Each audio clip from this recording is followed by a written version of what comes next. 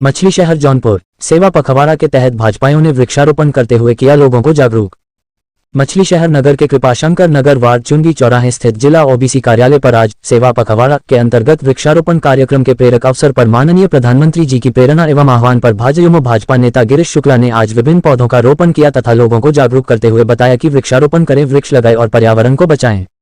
युवा भाजपा नेता राजन शुक्ला ने भी सेवा पखवाड़े के तहत वृक्षारोपण करने की लोगों से अपील की। इस मौके पर कृपाशंकर श्रीवास्तव, गिरीश शुक्ला, राजन शुक्ला, कृपाशंकर श्रीवास्तव, नीतीश बिंद, विकास दुबे, विवेक पाठक, शशि पांड्या, साधना सिंह, ऋतु सिंह आदि लोग उपस्थित रहे। रिपोर्ट हाफिज नियामत, पत्रकार। जैसा कि आप सभी जानते हैं कि माननीय श्री नरेंद्र दामोदर दास मोदी जी के जन्मदिन पर सेवा पखवाड़ा दिवस रखा गया है। इस कड़ी में आज वृक्षारोपण दिवस मनाया जा रहा है। इसमें आए हुए सभी का मैं तहे दिल से हार्दिक स्वागत और अभिनंदन करता हूँ।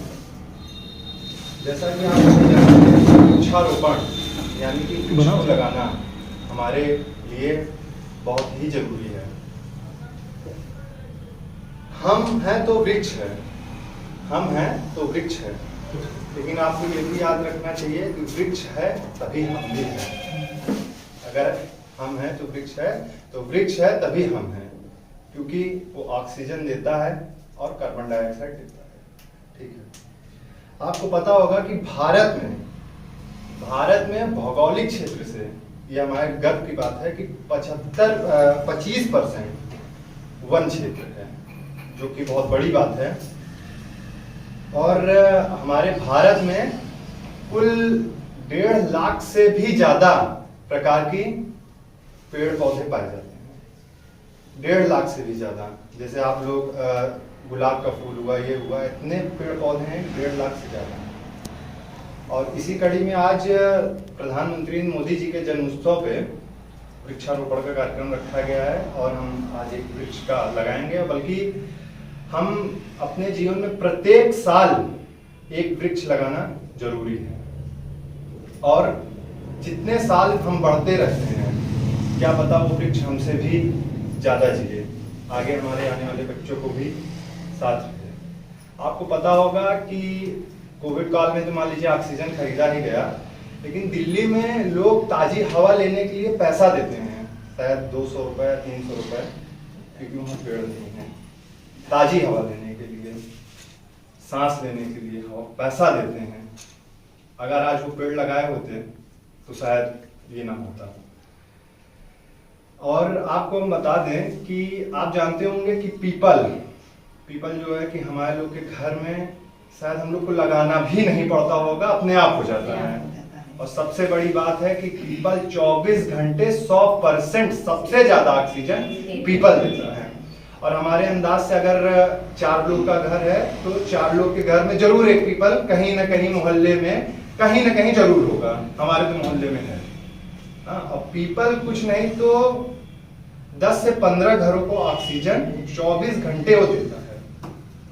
उसके बाद आता है तुलसी, जिसे हम लोग भगवान के रूप में पूजते भी हैं, पूजा अर्चना भी उससे करते हैं। वो 95% ऑक्सीजन देता है हमें। और हिंदू घर में तो सभी के घर में तुलसी होनी होगी। और यह एक ऐसा पौधा है जो कि हम किसी पूजा पाठ में या किसी भी कार्यक्रम में उसे यूज कर सकते हैं। उसके बाद इसी कड़ी में आता है बरगद, जो कि 80% ऑक्सीजन देता है, बरगद।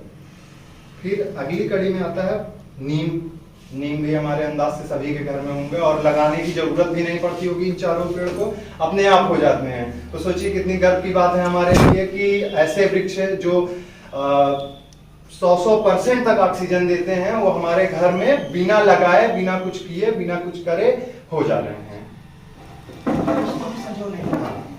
और सबसे बड़ी बात कि पेड़ जो है ये हमारी अर्थव्यवस्था को भी मजबूत करता है। अब कैसे? अब जैसे हम कोई पेड़ लगाए, जैसे सफेदा जो पेड़ होता है, हमने लगाया उसको, हमारे अंदाज से 2 या 3 साल में वो पूरा हो जाता है। एक पेड़ 3 से 4 हजार रुपए वो देता है और एक पेड़ 3 बार काम करता है। एक बार पेड़ 3 बार काम करता है, यानी कि 4,000 के हिसाब से 12,000 रुपए। और 50 रुपए मान लीजिए अगर पेड़ होगा तो 11,950 रुपए का फायदा होगा हमको। इसका मतलब है कि ये अर्थव्यवस्था को भी पेड़ मजबूत कर रहा है। उसके बाद हरियाली फैलाना। हरियाली फैलाने का मतलब ये है कि अगर हम पेड़ लगाएंगे तो ऑटोमेटिक हरियाली फैलनी ही फैलनी है। शुद्ध हवा, अगर हम पेड़ लगा रहे हैं तो शायद हमें ऑक्सीजन की कमी नहीं होगी। और भगवान के दिन से तो पीपल हर जगह है ही, जो 100% ऑक्सीजन 24 घंटे दे रहे हैं। और इसी कड़ी में धन्यवाद। इच्छा है कि आपका वैसे आशीर्वाद बनाए रखें, निरंतर आगे पथ पर चलते रहें।